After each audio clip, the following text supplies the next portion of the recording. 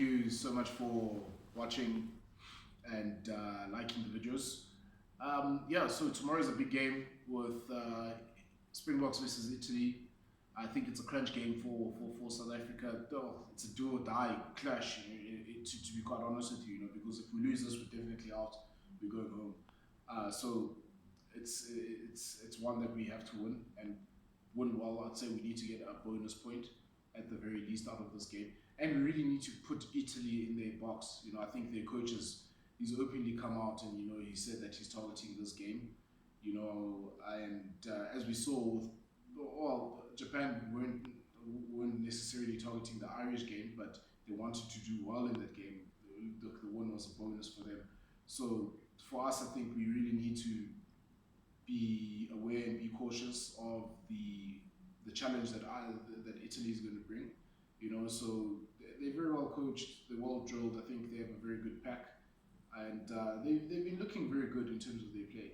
I'm just glad with us from our side that guys like Bongi Mbonambi is getting a chance. Like following up from a video earlier in the week, I did say that if I was the coach needs to back his players. If he says that he trusts the guy, and he thinks that he's a good player, he needs to back him and he needs to start him ahead of Malcolm Marks.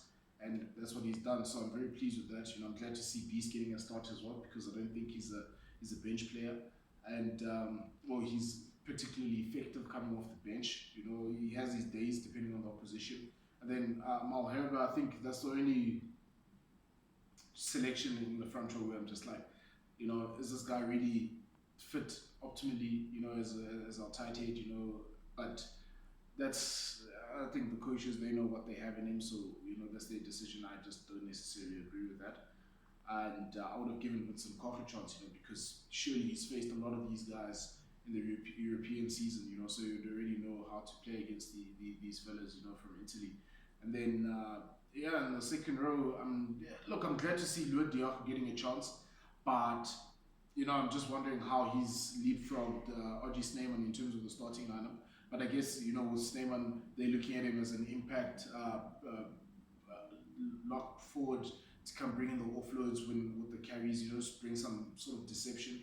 But in my opinion, I think that needed to be the way to go from the first whistle. Is that you have Oji Snyman in there. Maybe, he can play 5, so you keep him there, let him play with Itzebeth. Or you play Mostert and Oji Snyman. Either way, whatever combination that you can put together, I think those guys are well adapted at lock play, so they can play on the other side. So I would have gone through with Oji Snyman, made a statement, put Italy to bed very early on, and just not make it a game, because the moment that it becomes a game, the longer it drags out, the more risk there is that we're keeping them in the game, more risk for us actually losing the test. But I don't think that will happen tomorrow. I think we'll be comfortable winners. We definitely have to win this game.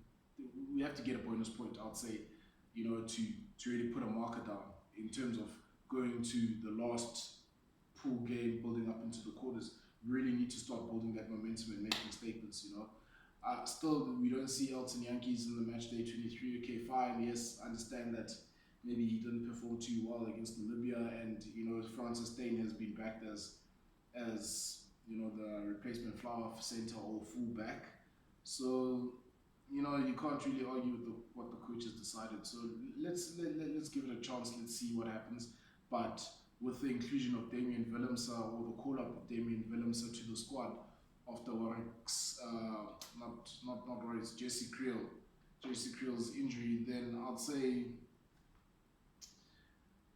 that would tell me that Alton has fallen off the radar in terms of the next best fly half option for Rassie Erasmus. So that will still be seen as the tournament progresses. Not if, but when we do progress, I think Damien is definitely an X-factor player. He's going to bring something different, and I think he's brought in there to cover possibly the inside centre position as well as flower half, but we'll still see what he's going to cover there. But he'll definitely cover 10, 12, and even 15, because he's a very good physical player. He's a big boy, he can handle himself. And I think it's just exciting, in terms of the future of the country. But other than that, there's no real complaints, or not complaints, but no real issues with the squad. You know, I guess they want to go with that 6-2 split and really focus on the forward play because Italy will be very good up front and yeah, they'll be well drilled, so it'll be a very good game. But like I say, we have to win it with a bonus point, and I'm going for the Boks to take it. And yeah, let's see what happens. We'll post another video in the coming week, reviewing the weekend's action, and yeah, with some big games coming up. Argentina against England. I really hope the Argies pull one over England. You know, so we've got the Northern Hemisphere teams, you know, shaking a bit in terms of what they run into the quarters looks like. And yeah, but nonetheless, let's stay tuned, let's watch, and let the boys play, guys.